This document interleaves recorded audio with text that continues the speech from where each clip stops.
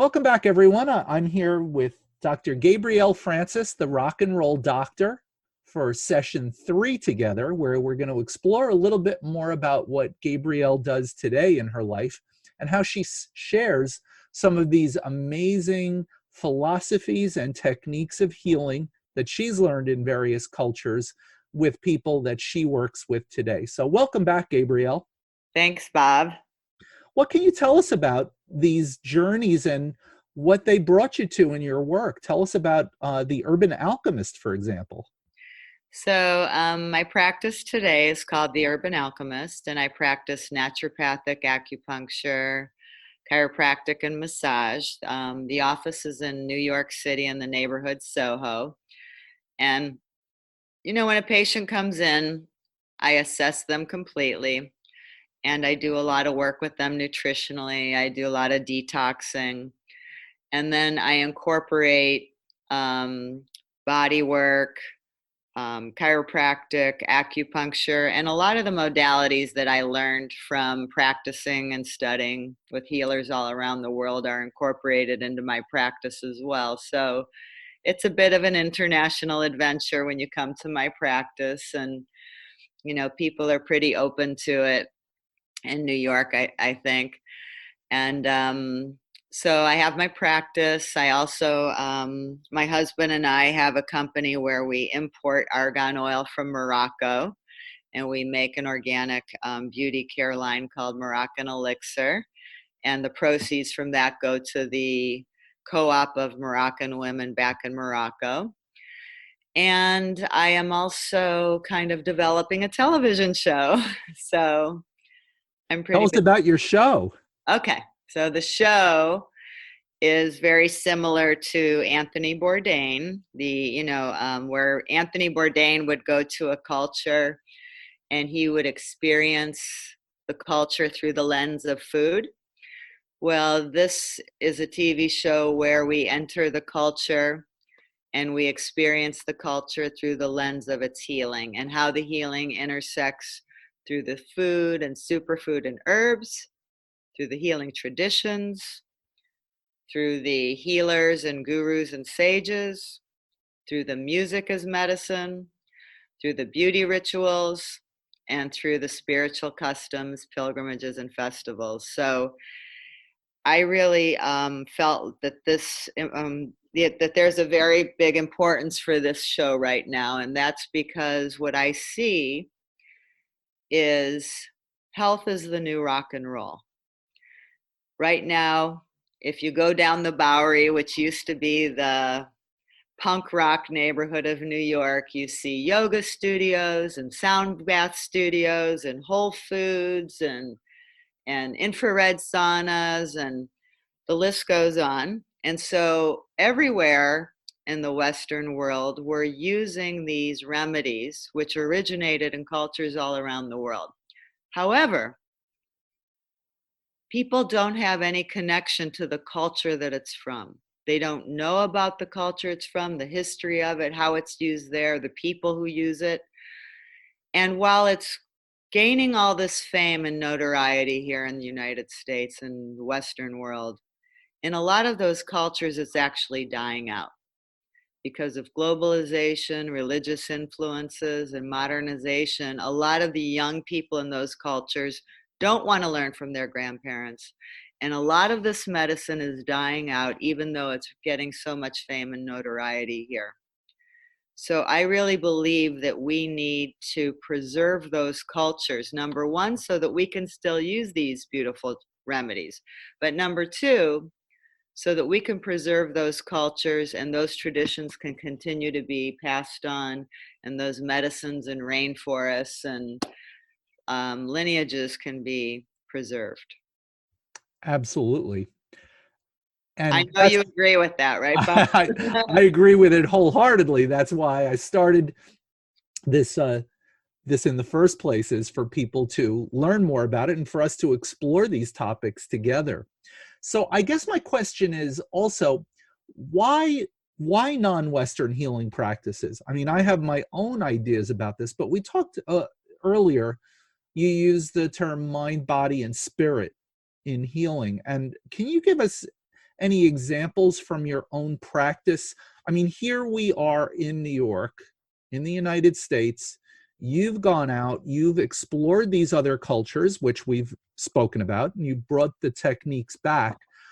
But how is this better than going to a conventional doctor? Why might I go to you? What could I expect? And maybe you could give us an example or two of what it's like to work with you at the Urban Alchemist. Well, I think that when people go towards alternative medicine, they tend to be more honest about what's really happening in their life than they are with their Western doctors. So, one thing I'd really like to see is more communication between the Western doctor and the alternative practitioners. I think that people open up more vulnerably when they're in a healing session that involves energetic work and body work, and so it accesses things more emotionally and spiritually, and they start to see how all of these things can connect together. And then they start to see themselves in the context of not just themselves, but in their work environment, and their family environment, and their social environment. And it becomes more of like bigger, the world becomes bigger to them instead of this kind of little, I'm in this all by myself, you know? I also believe that these modalities access ancient wisdom that's been passed on for generations and generations and generations that we don't understand scientifically, but we're accessing this kind of deeper spirit of healing that's, you know, just so powerful and can't be described. And I think that people really have that experience when they experience it. And I think it's part of their adventure, you know, like I see people, they'll come to me, I take them to a certain level, then they need to go to somebody else, or they came here from me from somebody else. I really support that because I believe that we should try different things and see what works best for us, because everybody might offer something different. I think you should follow through with things as much as possible. But one of the most important things when you're seeing an alternative practitioner who's got the indigenous healing background is to be very honest about where you're at so they can kind of use the best tools that they can to access things for you.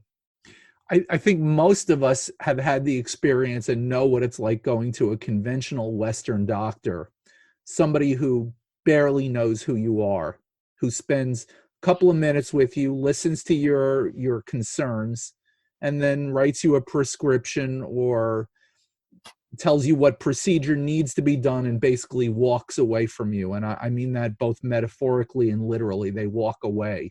Yeah. And I'm thinking about your work, and I think that the difference is in the nature of the relationship of the healer and the Mhm. person being healed. So Yes. could you give us an example of what that's like in your work? Well, when a patient comes in, my initial intake is just talking is an hour and a half, and then there's another hour to an hour and a half of treatment. So there's a lot of trust, and I listen, I get the story out of people, and I think that you can tell so much about somebody from their story. And what I really see is that people are not used to being listened to, and when you listen to them, that's where the healing begins.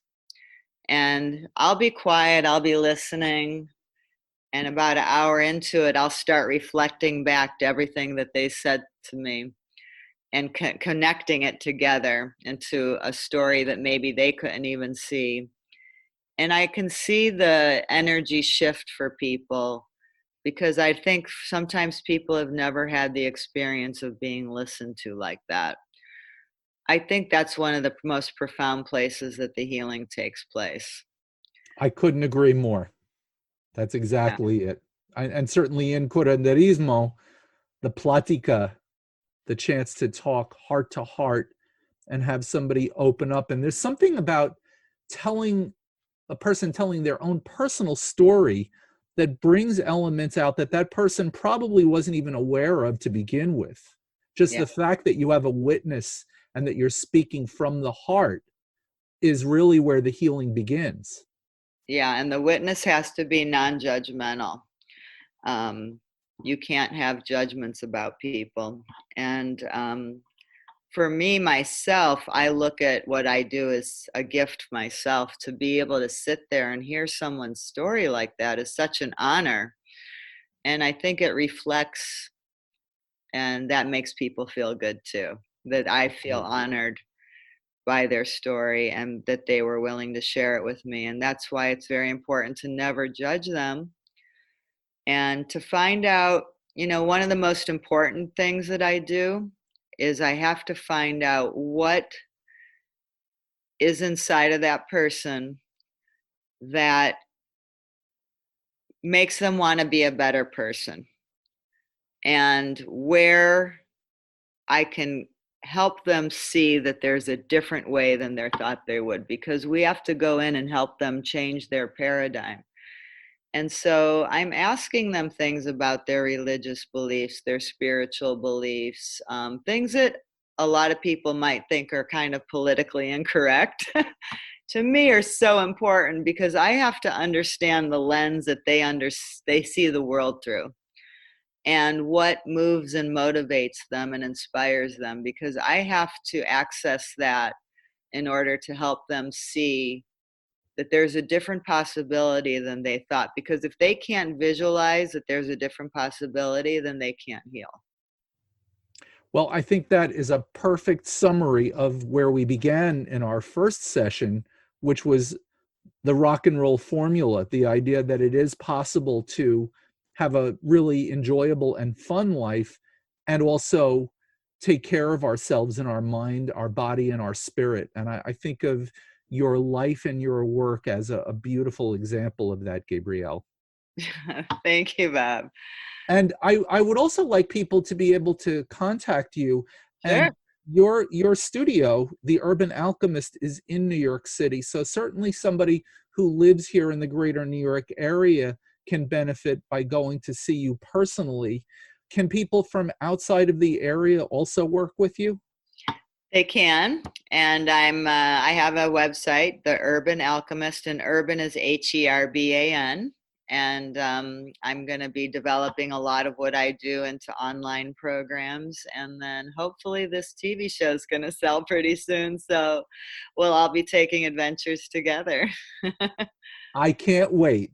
Yeah, me either. Well, Gabrielle, thank you so much for being with gosh. us. Thank you, Bob. And thank you for all you do, honey. You are such a special person in how you shine the light on people. Thank you. You're a sweetheart. Thank you, Gabrielle. Thank you, everybody. See you soon. This has been Cultures of Health and Healing with Robert Vetter. Thanks for listening. Please remember to subscribe and rate this show and share it with others. Until next time, remember, your health and healing matter, and you can find your own unique path to optimum wellness.